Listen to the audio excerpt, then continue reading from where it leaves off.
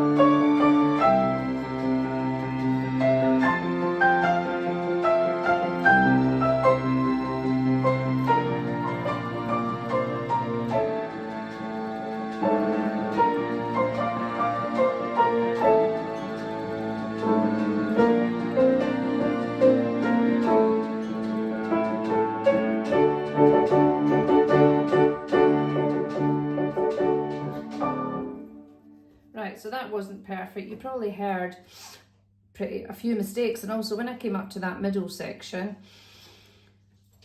that bit in the middle, I didn't play what was written in the left hand because I know a D minor chord. I just did stuff like this. Now that wasn't what was written. Things like this were written,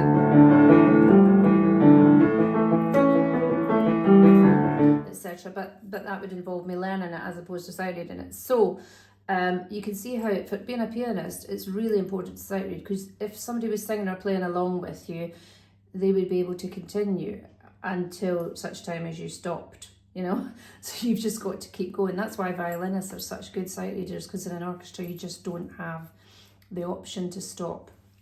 So happy sight reading. You can always pick something easier than that to get you going and then work up to something more tricky.